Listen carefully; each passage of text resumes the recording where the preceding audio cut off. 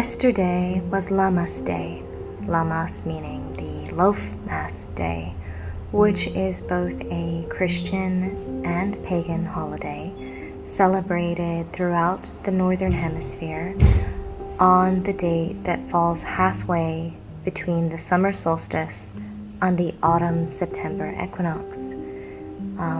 During this date, it is common to celebrate with bread, although originally it was considered the feast of the first fruits of the harvest and wasn't necessarily a bread festival.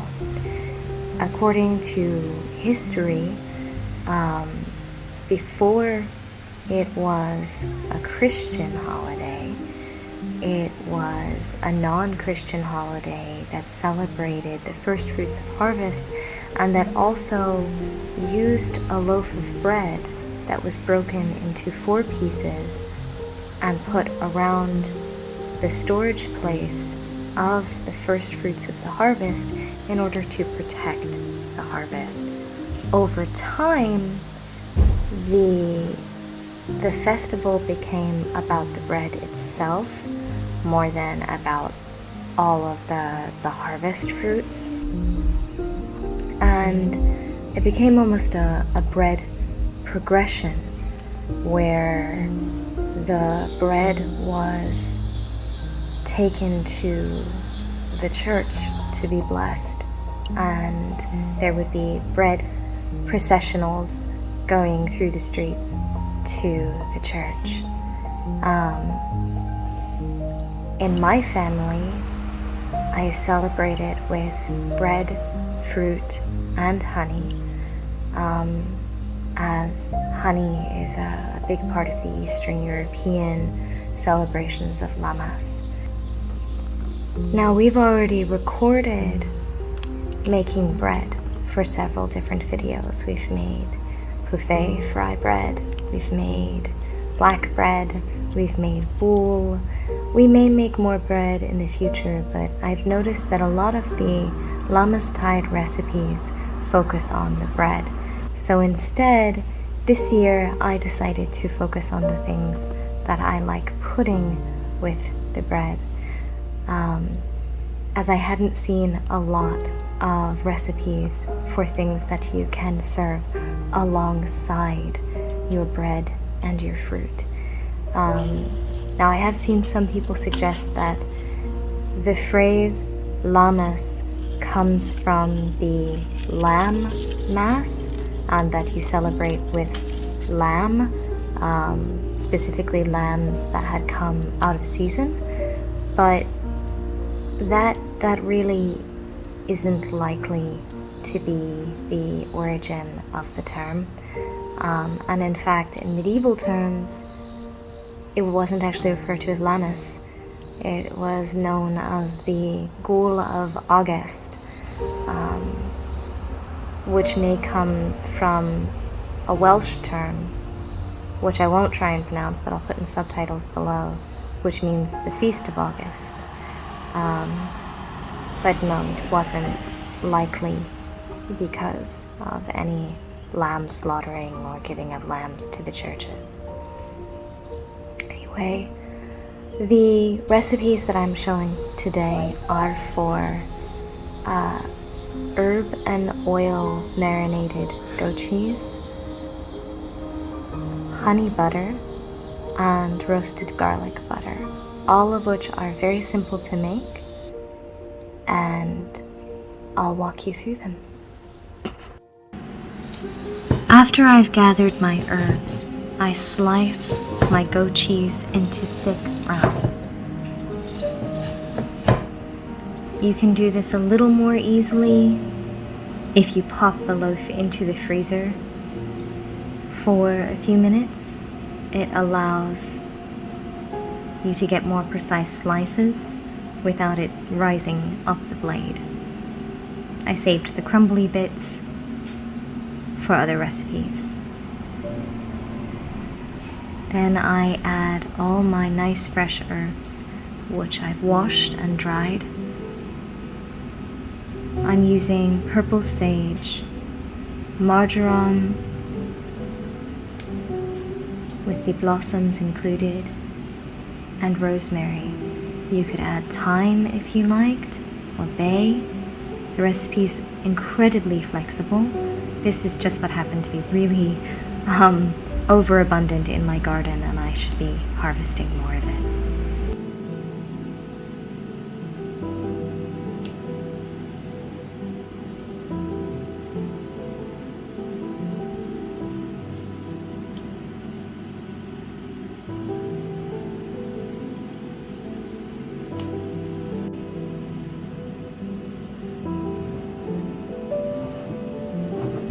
Once all of my herbs are added, I cover the cheese and the herbs both with olive oil. You could add freshly cracked black pepper if you'd like at this point. Sometimes, if I intend to keep it marinated for a very long time, I'll put in whole spices. And this will stay in your refrigerator preserved for weeks, as long as the oil completely covers the cheese and the herbs.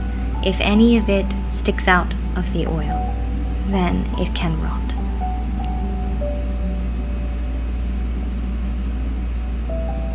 You want this to infuse for at least a day, which is why this was the first thing that I made.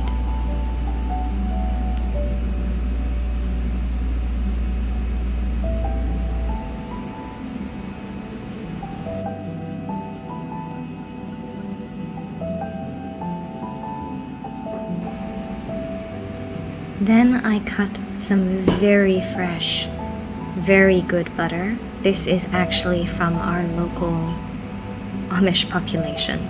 I whip the butter in a stand mixer until it is the texture of frosting. And then I slowly stream in honey and continue whipping, scraping down the bowl and the whisk attachment until everything is not only fully combined, but until it all has a light, fluffy texture. You can do this with a hand mixer if you'd prefer. I just don't have one, I only have the stand mixer.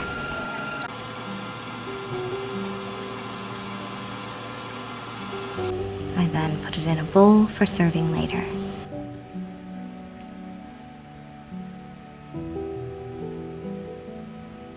Then I mash some butter up, just until it is soft.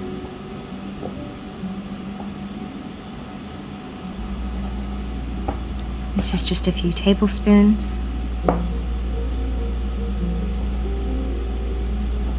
to combine with 3 full heads of roasted garlic. I highly encourage you to save the oil that the garlic roasted in as well. It's very flavorful.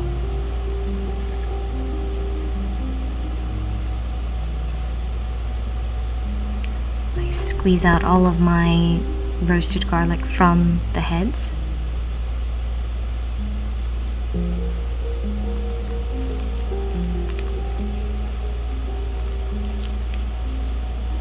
And then combine that with my mashed up softened butter.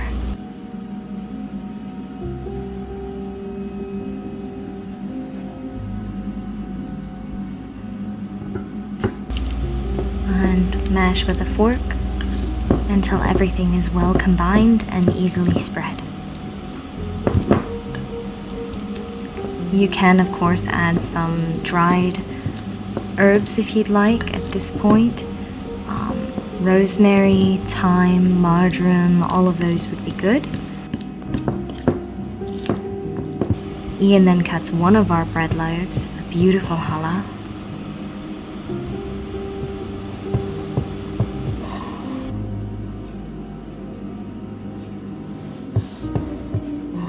And now I'm going to fast forward through assembling the platters of bread and cheese. I wasn't perfectly happy with how this turned out. I wish that I had had some slightly more contrast color cheeses, and that I'd maybe snugged the bread slightly closer together so that I could have fit on even more cheese and fruit. But everyone that joined us that day was very, very happy with it, so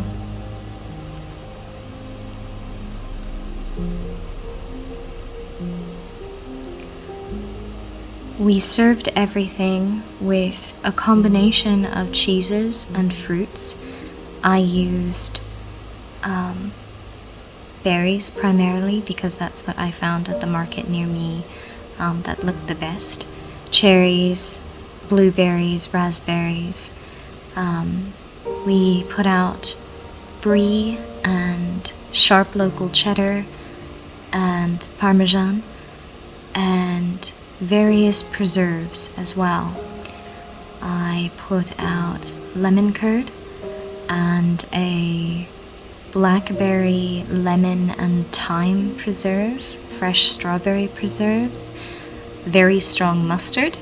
I used a nice black truffle infused mustard. And as you can see, I'm also preparing to make some vinegar and oil and black pepper for dipping the bread in as well, which I didn't fit onto the platter, much to my later chagrin.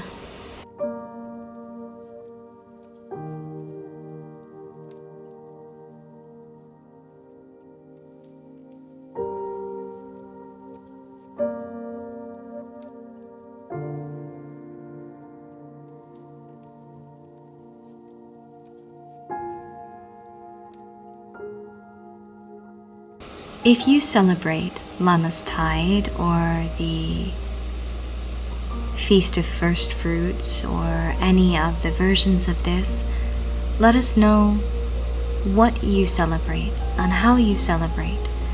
I didn't share the entirety of my own. I'm not asking you to violate your own privacy. I didn't show the placing of flowers on an altar or any of that, but in the comments below, please feel free to share what your favorite part of the holiday is, what you and your family eat, and let us know how yours went.